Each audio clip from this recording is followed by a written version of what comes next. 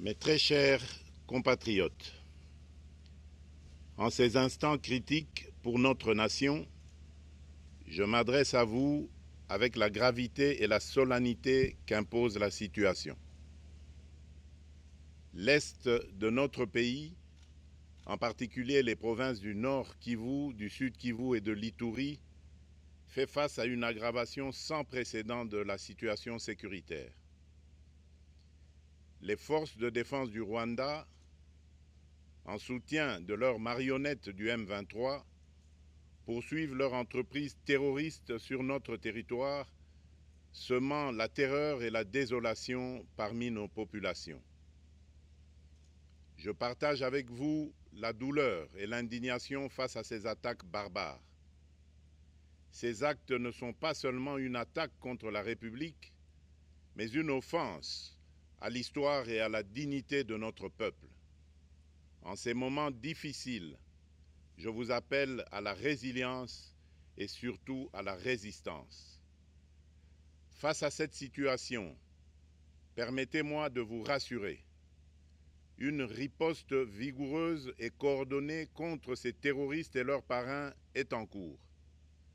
Nos vaillantes forces armées de la République démocratique du Congo, symboles de courage et de patriotisme, sont pleinement mobilisées, prêtes à défendre chaque centimètre de notre territoire. J'ai personnellement convoqué et présidé des réunions de crise avec une équipe restreinte du gouvernement, le haut commandement militaire ainsi qu'une réunion interinstitutionnelle afin d'évaluer les récents développements de la situation et de lever les options pour repousser les agresseurs et reconquérir chaque parcelle de notre territoire. À cet effet, j'ai nommé ce 28 janvier le général-major Évariste Somo Kakule au poste de gouverneur militaire du Nord Kivu pour renforcer la coordination des opérations militaires et restaurer l'autorité de l'État. Parallèlement, nous avons engagé d'importantes démarches diplomatiques, notamment au sein du Conseil de sécurité des Nations Unies, ainsi que dans le cadre du processus de paix de Luanda, auquel nous restons pleinement engagés malgré les obstacles. Nous privilégions la voie du dialogue, mais toujours avec lucidité, tout en restant fermement résolus à défendre notre territoire et notre souveraineté par tous les moyens nécessaires. Mais ce combat n'est pas seulement celui des FARDC. C'est le combat de tout un peuple, le combat de notre identité congolaise, afin de léguer aux générations futures un pays prospère et en paix. À tous nos compatriotes, dans chaque province, chaque ville, chaque territoire et chaque village, ainsi que ceux de la diaspora, sans distinction d'appartenance ethnique ou politique, unissons nos efforts. Apportons un soutien indéfectible, moral et matériel à nos vaillants soldats. Mobilisons-nous comme un seul homme pour défendre notre souveraineté et sauvegarder notre intégrité territoriale. Je suis pleinement conscient des souffrances de nos compatriotes qui fuient les hostilités. Le gouvernement est instruit d'activer le plan d'urgence humanitaire pour venir en aide aux déplacés.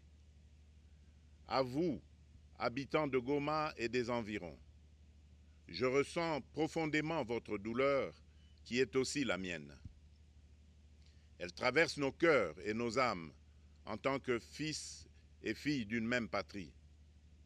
Mais face à cette épreuve, je vous exhorte à puiser dans cette force intérieure qui fait la grandeur du peuple congolais.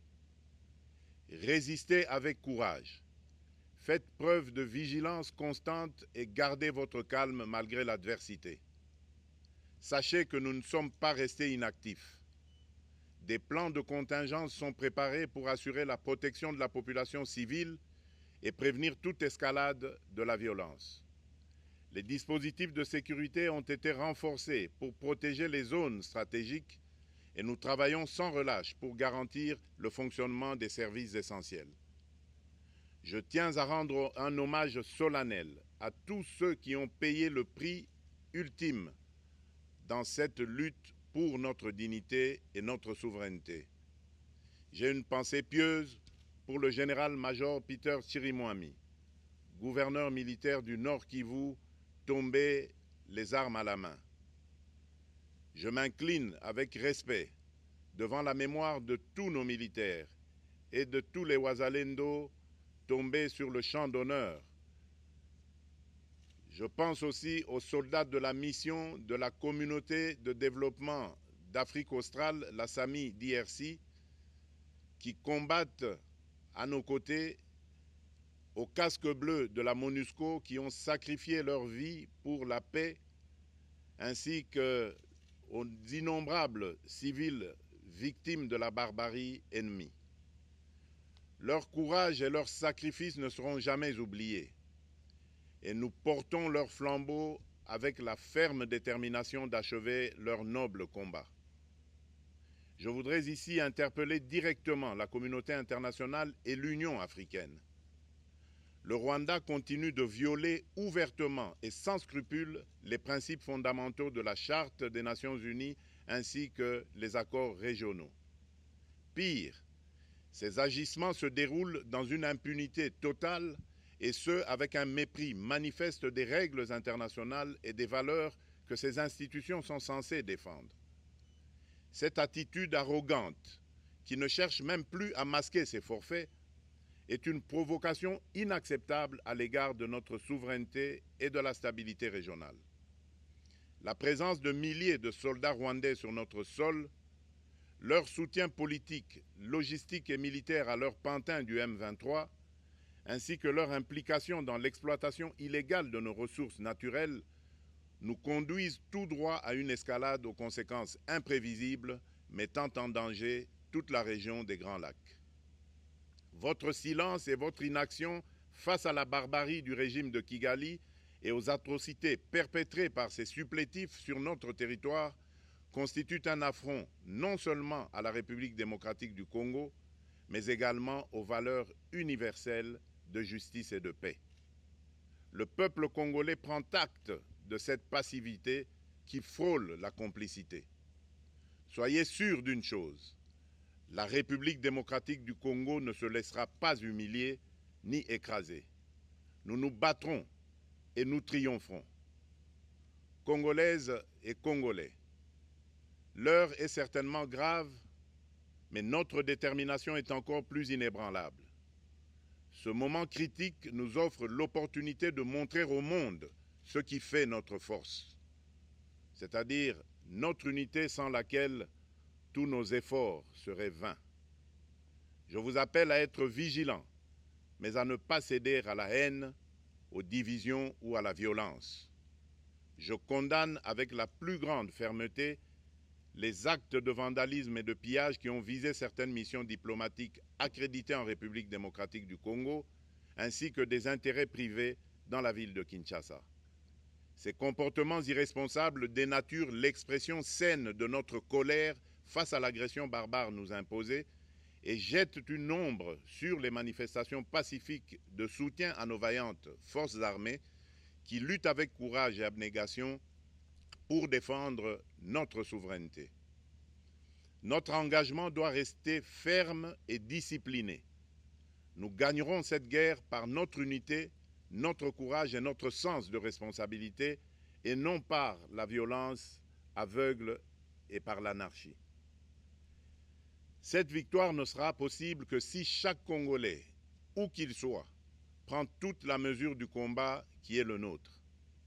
J'appelle donc la nation entière, hommes et femmes, jeunes et vieux, acteurs politiques, opérateurs économiques, membres de la société civile, confessions religieuses, artistes et sportifs à se mobiliser, à faire bloc derrière nos vaillantes forces armées et à contribuer chacun à son niveau à l'effort de guerre. J'ai instruit le gouvernement de mettre en place des mesures rigoureuses de réduction du train de vie des institutions et de leurs animateurs afin que les ressources ainsi économisées soient directement réorientées vers le soutien à nos forces armées. Dans cet effort national, j'en appelle également à la responsabilité du secteur privé qui est invité à contribuer activement à cette cause commune. Nos soldats se battent avec héroïsme pour la défense de notre intégrité territoriale et de notre souveraineté. Ils ont besoin de notre soutien total, qu'il soit moral, matériel ou logistique. À la jeunesse congolaise, pilier et espoir de notre nation, je vous exhorte à répondre massivement à l'appel de la patrie. Le moment est venu de vous lever, de mettre votre énergie et votre créativité au service de la nation. Nous devons renforcer nos rangs et chaque jeune Congolais prêt à défendre son pays a une place au sein de nos forces armées. Enrôlez-vous massivement dans l'armée. Vous êtes le fer de lance de notre projet et votre mobilisation est déterminante pour la victoire finale. Aux braves populations du Nord Kivu, du Sud Kivu et de l'Ituri, vous êtes le symbole de la résilience congolaise, une source d'inspiration pour toute la nation. Vous n'êtes pas seuls dans cette épreuve. La République tout entière se tient à vos côtés, unis dans l'espoir et la lutte. Ensemble, nous ferons face et surmonterons cette épreuve. À nos vaillantes forces armées et aux vaillants patriotes Ouazalendo, véritables sentinelles de la souveraineté nationale, je rends un hommage appuyé et vous exprime au nom de toute la République notre reconnaissance infinie et notre fierté inébranlable. Votre bravoure, votre discipline et votre engagement sans faille inspirent et mobilisent tout un peuple déterminé à défendre son territoire. Sachez-le, la République ne vous abandonnera jamais. Votre combat est le nôtre et vos sacrifices ne seront jamais oubliés. Vous incarnez l'honneur de la nation congolaise. À tous mes compatriotes d'ici et de la diaspora, la République démocratique du Congo ne pliera pas. La République démocratique du Congo ne reculera pas. Je ne vous abandonnerai jamais. J'en fais ici le serment.